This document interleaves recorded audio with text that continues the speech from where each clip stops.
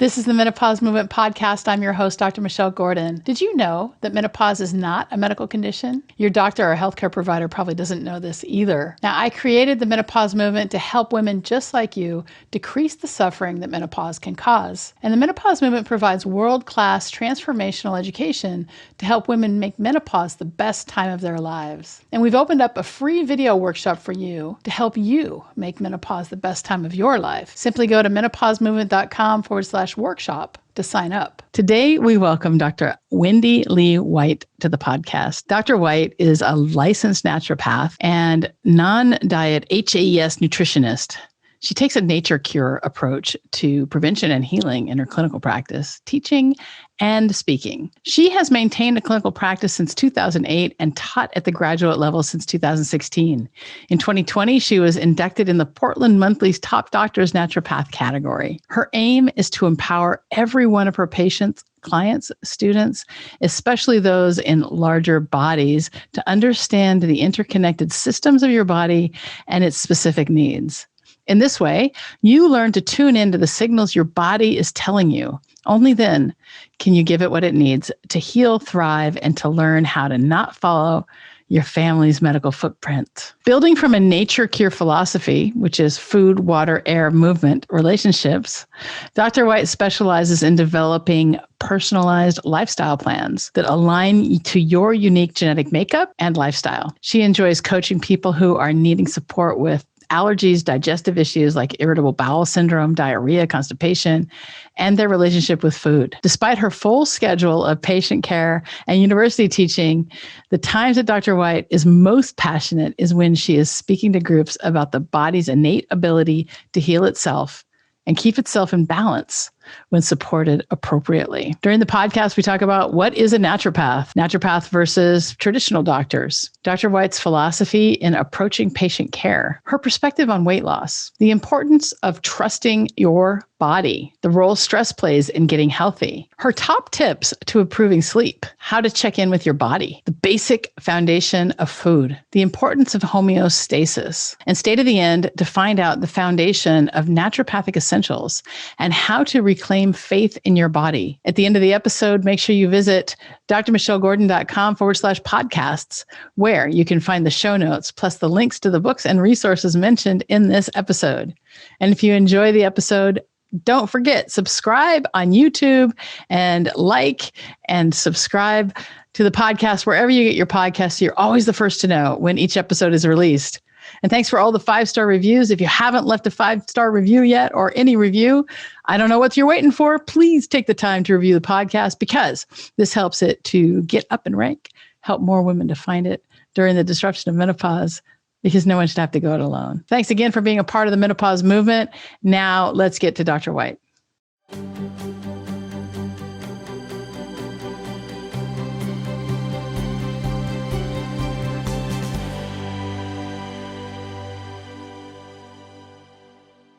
Welcome to the Menopause Movement Podcast. I'm happy to have you here, and you are the first naturopath to come onto my show. So I'm super excited to have you here. And I think the very first thing I really want to hear about, because I'm an osteopath. I went to osteopathic medical school. I had Dr. Michelle Veneziano on, who does functional medicine, and she does osteopathic manipulation. And so we talked a lot about the difference between MD and DO. Mm-hmm. And I think one of the things that happens with the naturopaths is you get told that you're doing a lot of pseudoscience. Mm-hmm. And so I think before we do anything, let's talk about the difference between what a naturopath does and what traditional medicine does. Yeah. So going to naturopathic school is medical school. We are acknowledged as physicians. The difference legislatively is that we are only licensed to practice as physicians in about 28 states or so. And our scope of practice varies within those states. So for example, I'm in Oregon, and my scope of practice is that I'm licensed to be a primary care doctor. I'm licensed to do minor surgery, prescribe and manage medications, inject, draw blood, all that. And where I practiced in Connecticut for the first 8 years of my practice, I was licensed really as a naturopathic specialist. And so my scope of practice was more minimal. Mm. So that's it. That's the difference from like the legislative standpoint. From the philosophical standpoint, really naturopathic doctors believe that the body is amazing and that it has the ability to heal itself, to keep itself in balance. The key is when supported appropriately. So we look at the world we live in, and it can be overstimulating, overtoxic. We can make poor choices quite easily that work against us. And so naturopathic medicine is about designing your life so that your body's brilliance can shine through. And do you take insurance? Many of us do. Some of us choose not to. And even in the states where we are unlicensed providers, most of them at that point are cash practice. But in states where we are licensed as physicians, we can be out of network reimbursement or within network. Yeah. And it depends. In Connecticut, I was out of network for 8 years, and I liked being half lifestyle coach, half counselor, half nutritionist, which I know are 3 halves, but you get the gist. And here in Oregon, I have taken insurance for the last almost 5 years. Mm-hmm. And I'm just now transitioning back to a cash practice. Gee, I wonder why. Yeah. So the problem with medicine, and I have a global audience, but the problem with medicine in America is that it's all set up so that the insurance companies make all the money and they keep the money. Absolutely. And with my surgical practice, I had, we were out of network, and the lawyers in Albany, I'm in New York, and the lawyers in Albany they just legislated us right out of business. Yeah. And surgeons do a lot of emergency medicine. Mm-hmm. And, people come into the ER, they have appendicitis, they have gallbladder issues, they have perforated colons, that kind of thing. They don't have time to have the insurance discussion. Well, it's not, it's not just about that, but, and I didn't mean to get into a medicine talk, but, when you're talking about business, right? In business, you even lawyers, you have to pay them up front, and any business has predictable cash flow. Generally after you get it going, it's a machine that produces money. And the weird thing about medicine in America, especially when you're doing emergencies, is that you take care of the person who's sick, and then 3 months to 7 years to 20 years later, you might get paid. And so it's a horrible business model, but it's really great for the insurance companies because they're getting paid no matter what, because you got to pay the premiums. And what's really interesting is looking at what's happened in America with the increasing healthcare costs, right? Mm-hmm. And when you look at the rise of like how many doctors are there, and it's pretty steady across the board. Mm-hmm. And then you see the rising healthcare costs and the number of administrators that have come in and bloated everything out. And there's probably 20 administrators for every doctor now. And so it's really sad to see that happen. And it's a difficult place where we are here in America. Maybe at some point, we'll be able to defeat the insurance lobby, and we'll be able to go and maybe and do a real, socialized medicine. But until then, we just won't. And it's not a place for an entrepreneur anymore.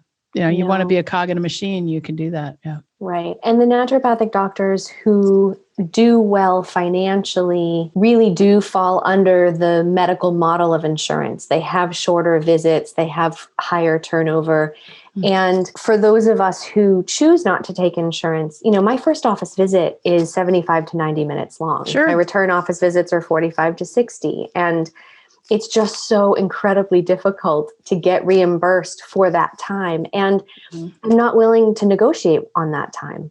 I want the relationships with my patients. I want those little tidbits of, I don't know if this is related, but they're always the best statements because that really clues me into the global picture of the person. So, yeah. Yeah. So you're still doing, but basically one-on-one, right, with your patients and correct. Yeah. I've done short-term group programs. I have another group program that's launching in April, and I have some online courses. Mm-hmm. My preference would be to do much more group work and less one-on-one, because honestly, this is lifestyle. This Yeah. is peer support. This is hard to swim upstream when you're surrounded by other decision makers. The trick is to not practice medicine while Mm-hmm. you're doing it, and Mm-hmm. when you're used to telling people what to do as a doctor with that authority, it's an interesting shift. Trust me.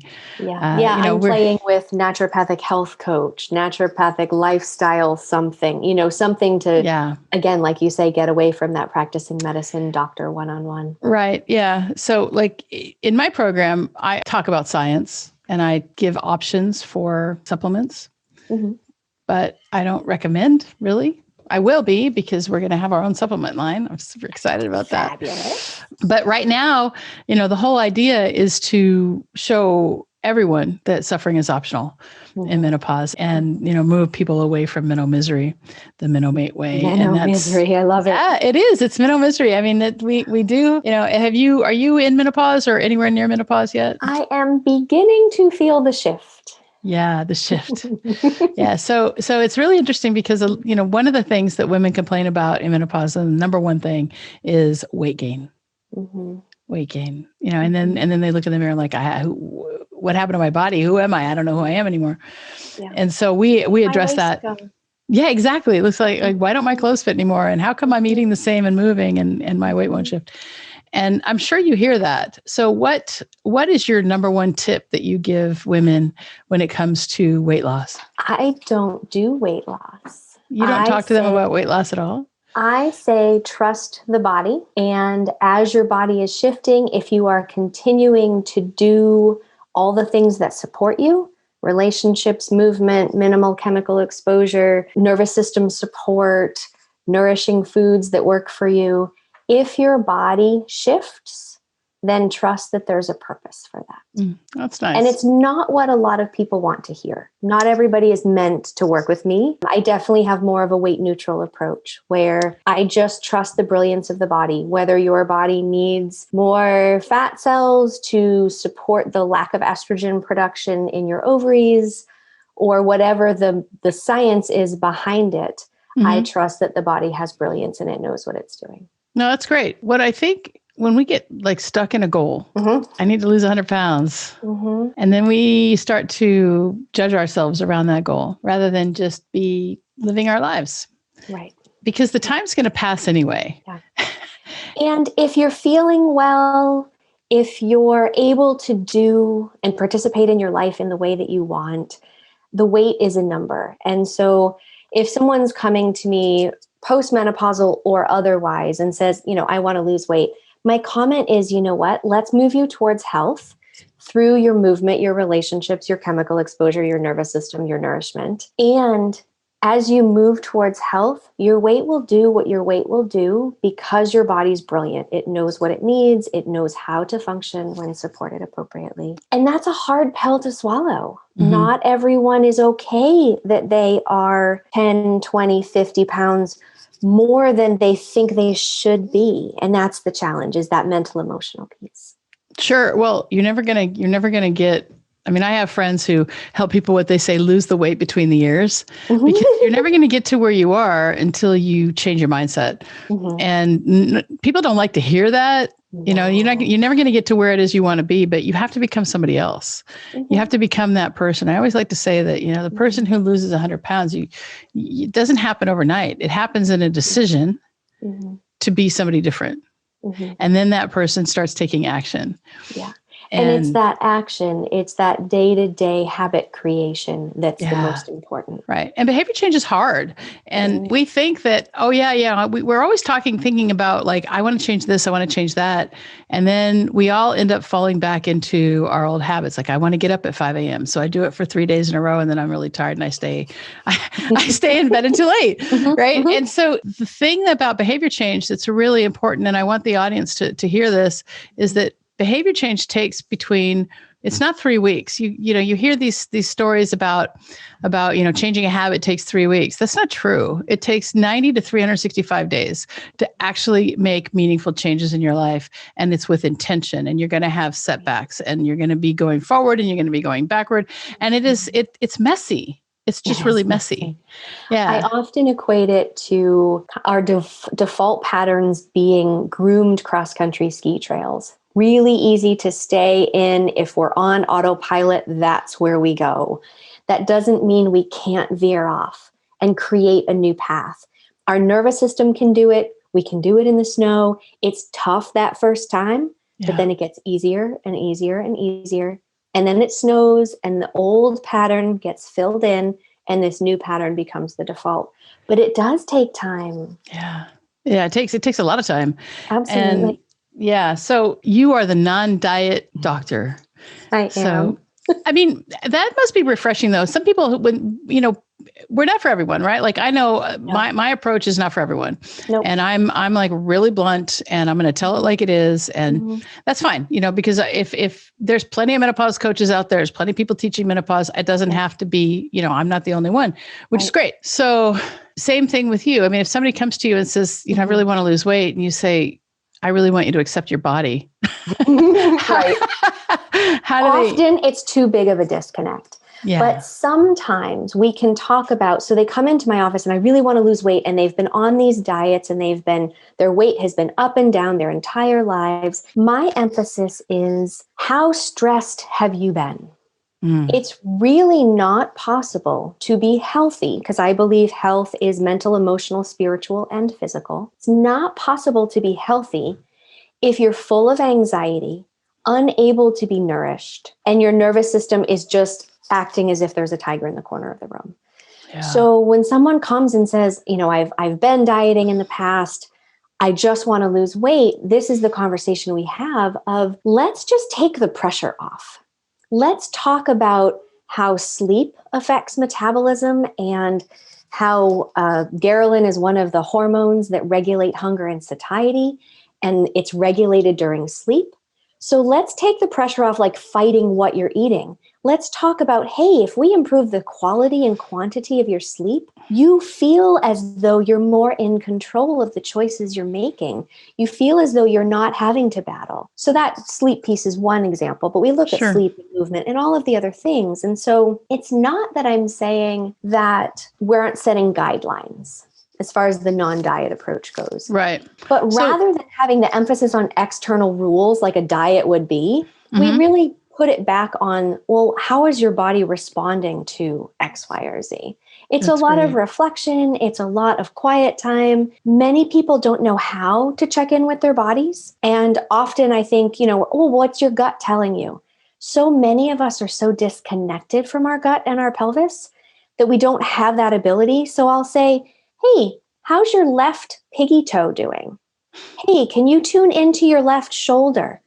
Can you feel the fabric on it? Can you feel that there's tension? And so we just explore checking in with the body in kind of less emotionally charged areas. And then once they get the hang of it, then we kind of say, okay, let's go to the gut. Let's see what your body is, what information your body has to tell you. That's great. So, one thing that I like to talk about is how our emotions are like the beacon to where we're going in our life. And if it doesn't feel good, it probably isn't something that we want to do.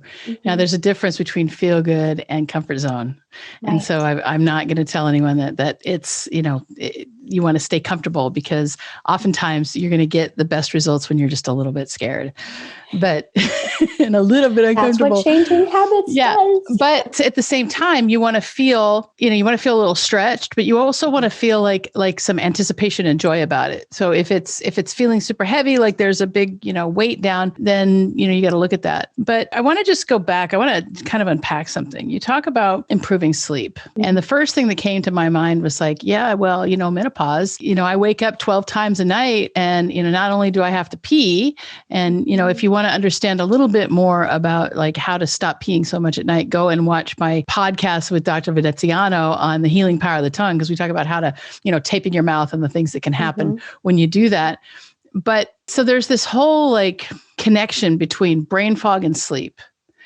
And in menopause, women get the lack of estrogen, makes our brains kind of go a little bit crazy. And so then we get these racing thoughts and we try to go to sleep and our brains just, and so what I think the audience would really love would be what are your like top 3 tips to get either get to sleep quickly and have a restful sleep, or to get back to sleep when insomnia strikes? When it's kicked in. Yeah. So first 2 are a form of hydrotherapy. And so hydrotherapy is using water or temperature to help drive circulation in or out of a certain area. And when we are in our safety state, our rest and digest parasympathetic nervous system, really that's when circulation is in our core, our liver, our digestion, our immune system.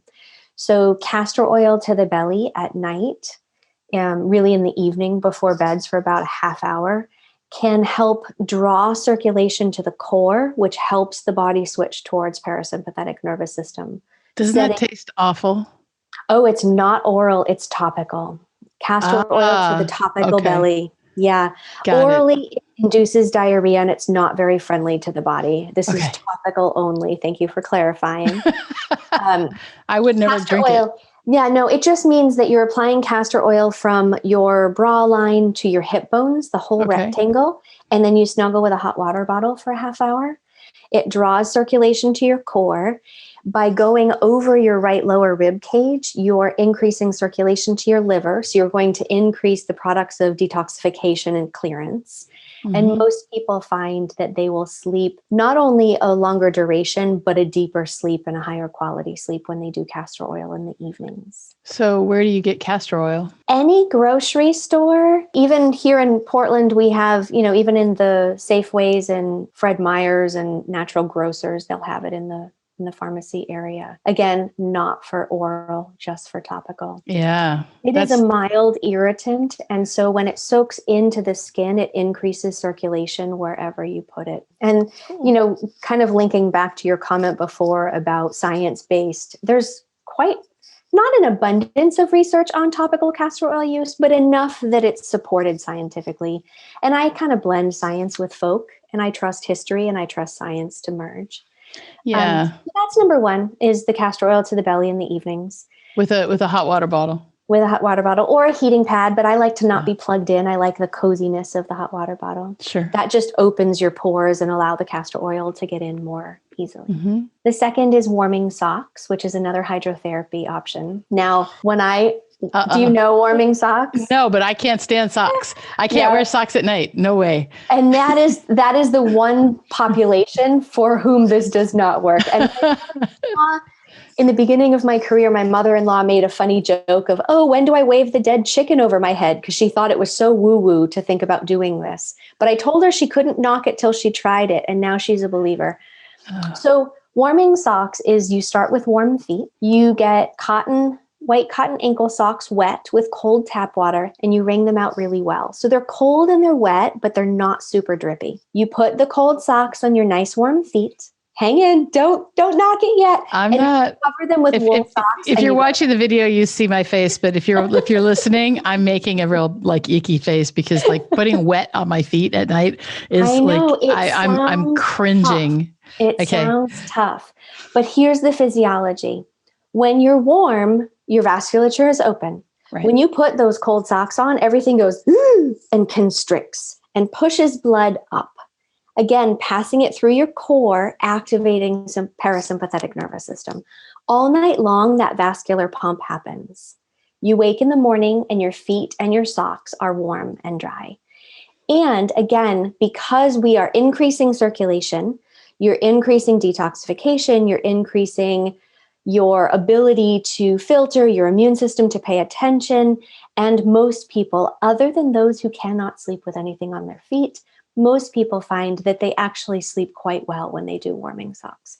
It's also used to drain congestion from the head because every time the vasculature opens, it helps to drain circulation down to the feet. So it's used kind of I think I'm getting sick. Let me do warming socks for a couple of nights. But it's excellent for postmenopausal sleep. So those are my 2. It sounds like an old wives' tale to me. It works. It honestly works. All right, listen, if you're listening to this and you try it, I want to comment. I want you to comment on there's a place to comment on the menopausemovement.com/blog where we store the podcast, and you can put a comment there and let me know. Yeah. And those of you who do try it, please do let her know, because it works. And I've been practicing for 13 and a half years now. And it's really one of my tried and true go-tos that really does have an impact. If you're awake in the middle of the night, you're saying to just like do this weird cotton thing with socks. Do it before bed, not in the middle of the night. Do it to set yourself up right before bed. And for the middle of the night waking, 2 comments. 1, never look at the clock. And 2, find an audio that you like that is either visualization or progressive relaxation or following the breath, whatever works for whatever individual.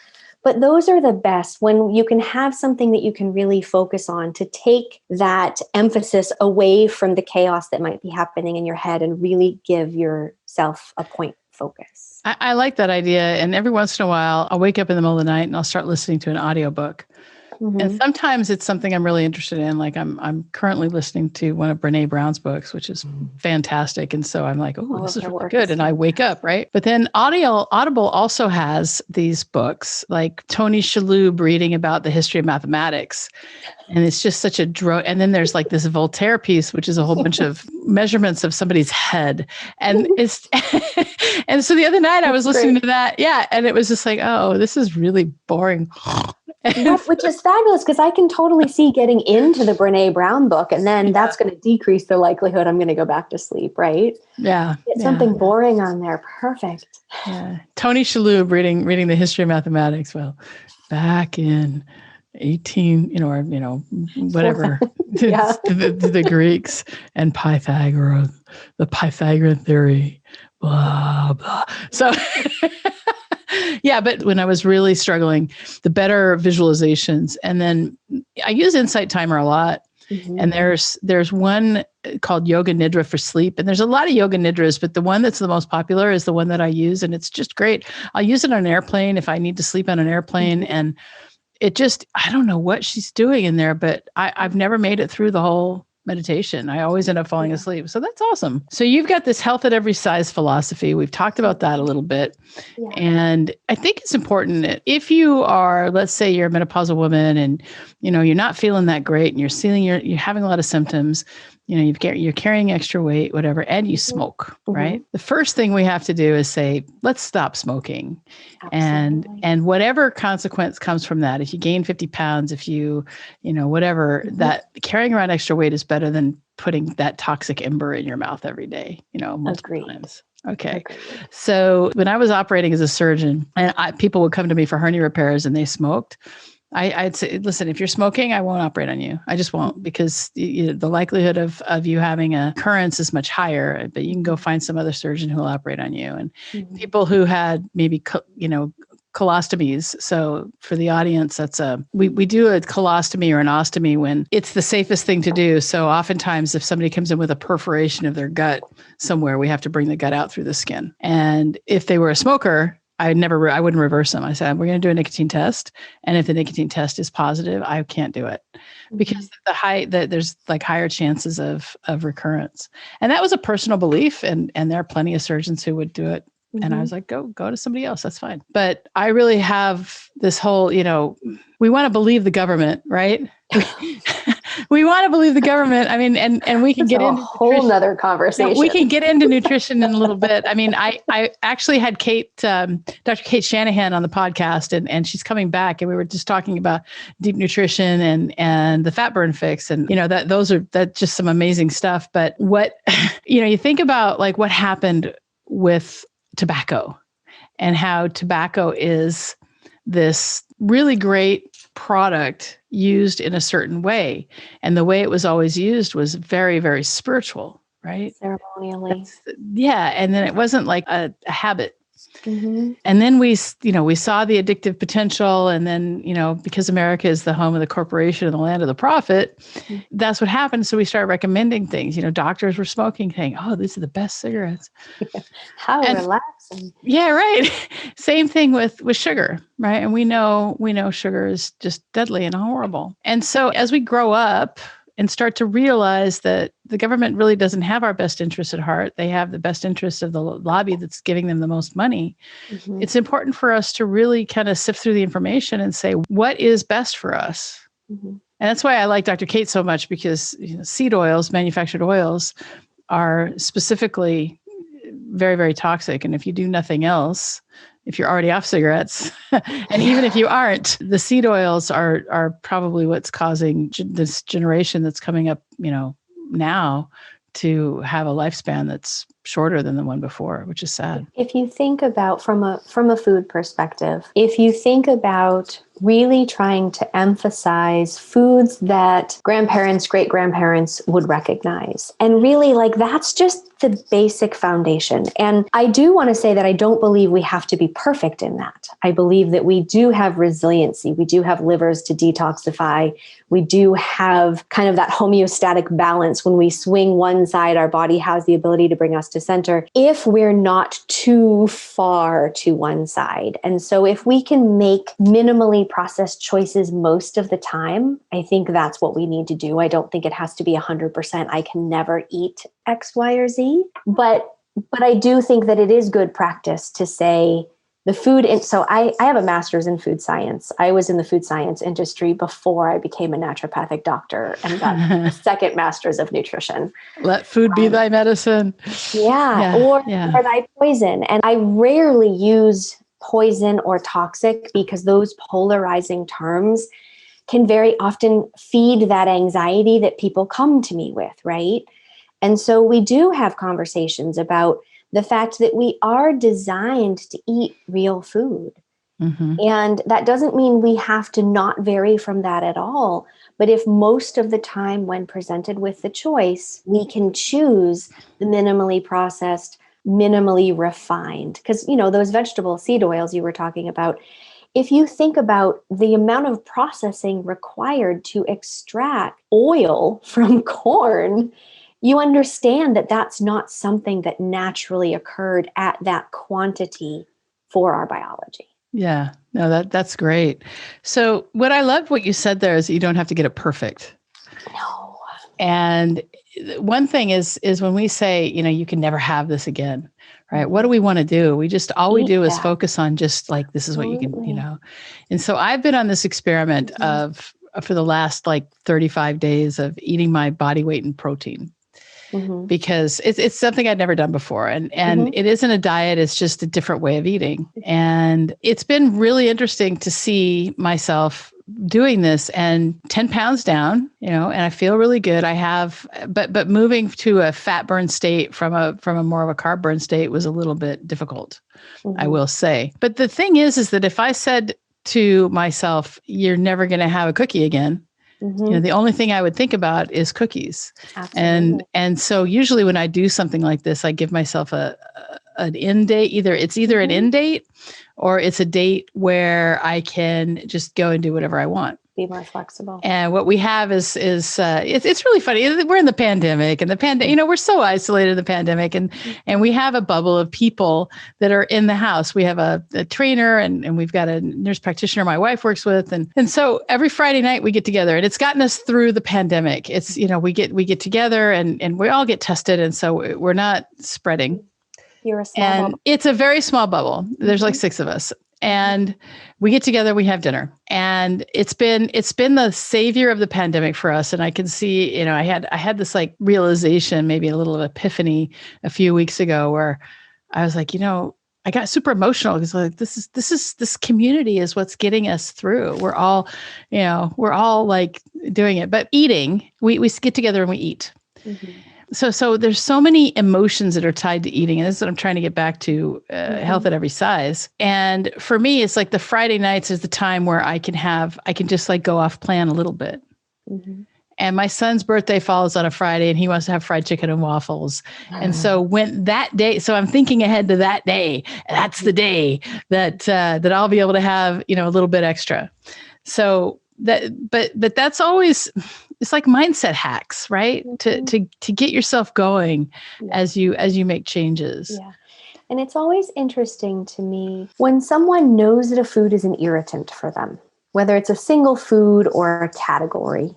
If they know it's an irritant for them, it's always interesting to me. My question is, why do you continue to choose to eat that knowing that you don't feel well? And that right there is the deepest root cause of their imbalance. Right. And it's not about the food. It's about the mindset. Why do you continue to make choices that aren't working for you, that you've made the connection and you're choosing anyway? That right there is the deep root. Well, I think it comes down to awareness, right? Because it was for the longest time I was depressed and I didn't know why. Mm-hmm. And we went out to New York City for a weekend and I realized, we went out and went to some of the nice restaurants and ate. I realized we got back 2 days later and I was like really depressed. Mm-hmm. I was like, okay, well, and I said, okay, why do I feel this way? And I looked at what I was eating and I had eaten a bunch of fried food. Mm-hmm. I was like, okay. And, it was really easy for me. So one thing that's hard for us to put together the foods that we think are what make us feel good in the moment, mm-hmm. and then our feelings later on, because it takes time for the food to make it through our bodies. Right. It was easy for me to say, I don't like smoking pot because I hate the way that stuff makes me feel. Mm-hmm. That was easy. Right. Mm-hmm. I smoke pot. I feel gross. I have to go to sleep. I get paranoid. It's not for me. All right. Easy. End of story. Yeah, right. Yeah. It's super easy. Yeah. And then I had to apply that same thing to drinking. But see, with drinking, it was delayed. It's like I feel good in the moment and then I drink too much and I say dumb things. Mm-hmm. And then the next day I feel like crap and it affects my exercise performance. Okay. Easy. Your sleep quality. Right. Don't drink. Fine. Made that connection. But with food, it's a little bit different. And so ever since I started this whole protein thing, we'll have French fries sometimes on our Friday nights. And last Friday night they had French fries and I had one, just one. It tasted gross. I mean, it was like kitchen grease gross. And so what's happening is I'm starting to pay more attention to it. But there's also emotions that are tied to food. Like I realized when I started looking at how food made me feel, I realized that every time I ate a chip, I thought about my father. And I'm talking about potato chips for those of you who are in the UK. I'm not talking about French fries. So every time I ate a chip and any bag that I would open, because we'd go on these trips, these across the world, across the country, driving trips. And my father would stay awake by eating chips and whatever. And so he'd make a lot of crackling noises and whatnot. And that's how I would remember, I would just he introduced me to potatoes. And so those are some things. So it was really easy for me once I realized that there was a trigger there to say, oh, I want chips, but really I want my dad. Yeah. And so then I can honor his memory through that. How else can I feel connected with him? Yeah. Right. Yeah. And there is a lot of emotion around food. And I don't think that is a bad thing. I think with mindfulness comes, oh, I'm eating for comfort. What else might I need? Oh, I'm eating because I'm anxious. What else might I need? And I don't think that we should never eat for emotion. Sometimes eating is what I need right now. And I encourage patients to find other ways to meet their emotional needs in addition to food. Food is one way. It was very comforting to breastfeed as a child. We learned really early on, nourishing was nourishing not just on physical level, but on mental, emotional as well. Oh, that's great. Yeah. But we sometimes, because of the automatic thoughts, the automatic subconscious programming that we have, we're not aware. And so, like you said, mindfulness, just giving yourself permission to have some awareness around why am I eating this? And how is this really making me feel? Yeah. Because there's certain things that I'll eat, then I'll feel gross afterwards. And I'm like, oh, ew. Yeah, I don't want to eat that again. My choice now. Yeah. And so there's a great question that I like to ask myself, which is what caused me to choose to do XYZ? Mm-hmm. And then, it's all comes back to my own choices and my own behavior. Yeah. So one thing I wanted to go back to is this notion of homeostasis, because menopausal women are fed this line of bullshit from supplement industries and from the from the pharmaceutical industry that their hormones are imbalanced. Mm-hmm. And I think there couldn't be anything further from the truth that it's not a matter of balancing your hormones. It's a matter of making friends with your body. Mm-hmm. And we are in, we're in a constant, our body's job is to keep homeostasis. It's the same thing that, comes from the bullshit talking about alkaline versus acidic stuff.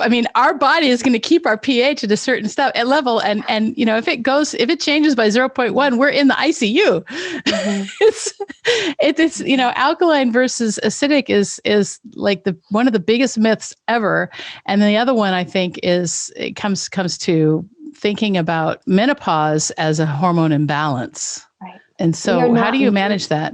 We're not meant to have the hormones of a 30-year-old or a 25-year-old. Just like when we were 12, we had changing hormones as we entered puberty. Like right. we are dynamic creatures. And so I don't believe that we as women need, whether it's bioidentical or synthetic hormones after we go through menopause.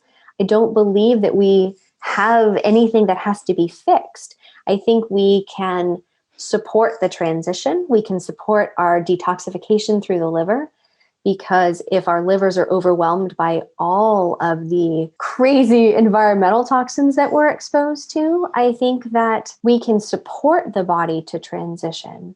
But I don't think there's anything that has to be fixed. I think it's just, again, that mindset of adjusting to, this is how I am after menopause. Just like right. we had to adjust, this is how we were entering through puberty. This is how I am when I'm pregnant. Right. Like we are dynamic creatures, and that doesn't change ever. Yeah, ever. I love that. So when it comes to thinking about menopause, a lot of women tend to think that it's a medical condition. Mm-hmm. And we're sold this bill of goods because of, again, America being the land of the corporation and the home of the profit. Mm-hmm. And profit, comes when people buy stuff. And so the supplement industry, is billions and billions and billions of dollars, tens of billions, I do believe, probably maybe hundreds by now, trying to deal with these symptoms. Now the symptoms are very real, and it's not in our minds. And if it happened to men, there would be a solution. And we've talked a lot about living in a patriarchy and how all medical tests were done, all studies were done on men, and then just blanketly, extrapolated. So, women are exactly the same as men because they came from Adam's rib. Yeah.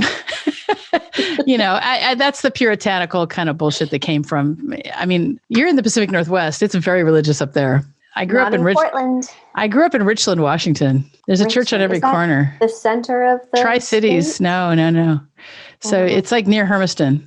Okay. Yeah. So it's southeast corner, right on the border, the Oregon border. Okay. The gorge. Oh, the gorge. Okay. Yeah. So the gorge, the Columbia Gorge is really, you can get there pretty easy. So church in every corner. A lot of the puritanical kind of, stuff. But I digress. What? Well, and I think it goes back to the idea that even pregnancy gets medicalized. And so if we can be convinced that there's something wrong with us, that we need to seek external solutions, and by the way, they're providing the external solutions for just $49.95 a month, it doesn't do us any good to believe that there are things wrong with us. There's nothing wrong with us. Right. Not at all. Not at all. And that's the thing in menopause is that women, there's just, it's so disruptive for so many women, and it doesn't have to be. Mm-mm. And for me, it was super disruptive, and I didn't understand why I gained all that weight. And I was like, I don't want to live like this. And all my colleagues said I had to suffer through it. And I was like, no. And that's why, I was looking for a course. I went online. I was like, okay, somebody's got to have a course. And I couldn't find one. And I think there's more now, but I've got a course now that really does help women. And the whole mission of the menopause movement is to help ease the suffering of women going through menopause. That's our key statement. That's the business we're really in, easing suffering. And if that's the case, then when we start to really understand it, the biggest part of it, I think, is knowledge that this is normal and you're not alone, and everyone's going to go through it. And depending on how we choose to treat our bodies, we could make it a little bit easier or a little bit more difficult. And a lot of things, that's food, and so when you come back to reclaiming the faith in your body with the 5 essentials that you teach, right? That's the same thing. I mean, when you start, it feels like, so what we don't, we get the talk, right? We get the talk with puberty, but we don't get the talk with menopause. And it really can be very disruptive. And so here, that's why the menopause movement exists, because I'm going to say, look, you're going to have a change here, but it doesn't have to be the end of your life. It can be the new beginning. Right. So let's talk about your 5 essentials of balance, choose, connect, move, and nourish. So these are really the foundational naturopathic tenets that are formulated in a system that matches my brain. And while I believe that food is important, that's the nourish section with food, hydration, and supplementation, I want to take the emphasis off it, because that's really what I've seen over the years is patients coming into me totally anxious, totally stressed out, not being able to eat anything because this practitioner told them to not eat that, and this practitioner told them the other, and it just cumulatively built up to they can't eat anything. So I acknowledge that it's important, and I want it to take a back seat to all of the other things. And so the move section is active movement, which is moving your body. I like to use movement versus exercise because I think it's less stressful. Yeah. And then there's the passive section.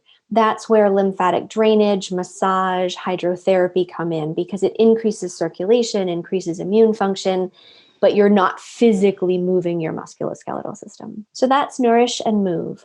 Choose is how you live your life, your chemical exposures, your sleep, prioritizing quantity and quality, your translating your values to your calendar.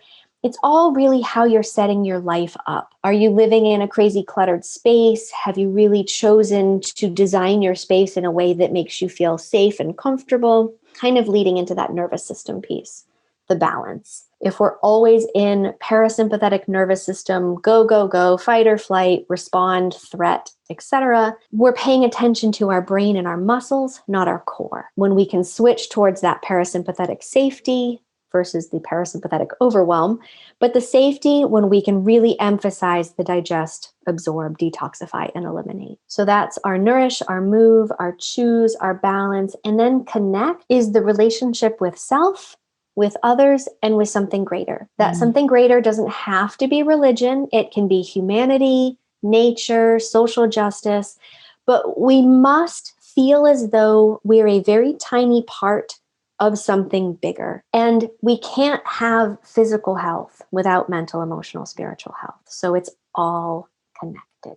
That's great. I love that. That's just so calming. We're all human beings. Yeah. I think that when we can oversimplify and overemphasize any one aspect of our being without taking into account the fact that we're spider webs and that everything is connected. Yeah. Using this last year as an example, I worry more about the mental, emotional well-being of those of us around the world as much as I do the physical. Because of isolation. And people are feeling really isolated. And you talk about movement, and the human body is meant to move. Yes. And we've created a society where we tend to sit. And they say the sitting is the new smoking.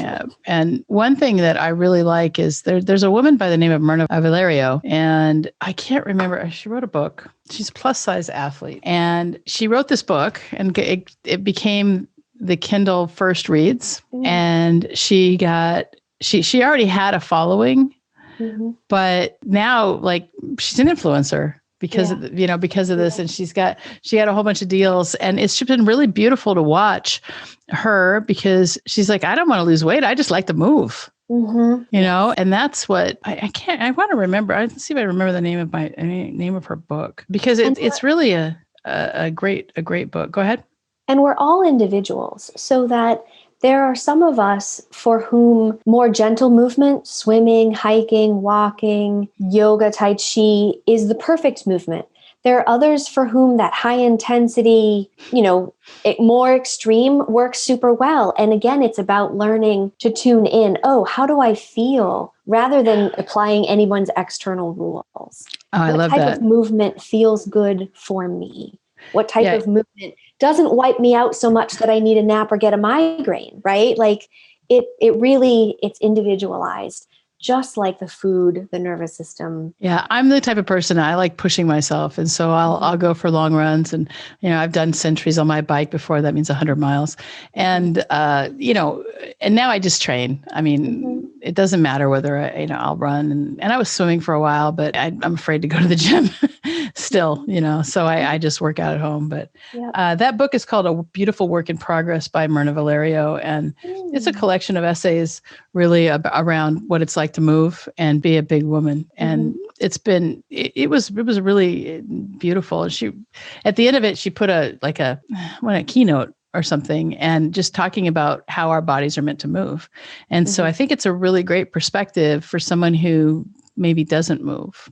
Yeah. And often people don't move because there is that external expectation of what movement should look like, or what going to a gym should look like. And I have a patient currently where I'm encouraging her on the hour to get up and do laps in her home. That's where we're starting.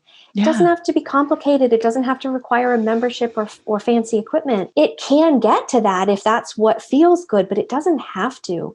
I think, there's that expectation that it just has to be this big thing. And it doesn't have to be this big thing. We can move so that it feels good. We can stretch. We can run up and down the stairs because it feels good to just get a little bit of heat built up. And it just depends on that reward base rather than, that was too much and now I'm paying for it. Right. I mean, every once in a while I do. I mean, I won't say every once in a while. It's pretty common actually that I talk myself out of my workouts until late in the day because I'm afraid they're going to hurt, or, and none of it's real because I always feel better afterwards. So it's really interesting. I have a friend who lost over 100 pounds she started by just getting up and swaying back and forth. Moving her body. And so movement, I think movement has to feel good to us. And if you're somebody who has been sitting on the couch for a long time and, maybe for the whole pandemic and whatever, then just standing up and moving, swaying back and forth or whatever, there is no expectation. So the one thing I want you to do is really check the story that you're telling yourself, because we're going to do whatever our subconscious tells us to do. Yes. That's the main thing. Yeah. Yes. I tell my dad all the time, don't just sit there watching TV in your recliner all day.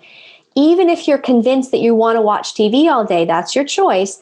If you don't want to go outside for a walk, but march in place. There's just move, just hang out and sway in the breeze. Like, I just want you to move. I don't want any stagnation day in and day out. Yeah, I love that. Some of my patients hula hoop in their living rooms. Fun. Anything, just dance, turn up the radio and dance. Just move in a way that feels good. That's the best way to start for sure. And maybe even the best way to continue. Yeah. So was there anything else you were hoping to share that we didn't get to? No, I think we've covered all the important things. That's great. Where can people find you? My website is drwendyleigh.com, and Leigh is spelled Leigh. And from there, you can find me elsewhere on all the social media platforms. I have a YouTube channel with a bunch of videos, all of that. But my website's the best place to start. Great. Well, Dr. White, thanks so much for being a part of the menopause movement today. We're going to definitely hook up your website in the show notes and get you on there. And who knows, I think we're into end of April already. Fun. But we'll let you know. When it's going to be released. But thanks so much. Thanks so much. Great. This was fabulous. I appreciate it. Did you know that menopause is not a medical condition? Most doctors don't know this either. I like to say that menopause is the privilege of a long life. And to really take hold of our lives in menopause, we have to unlearn what society and the medical establishment has told us about menopause. This is why I've created this brand new course called Understanding Your Hormones and Managing Your Menopause.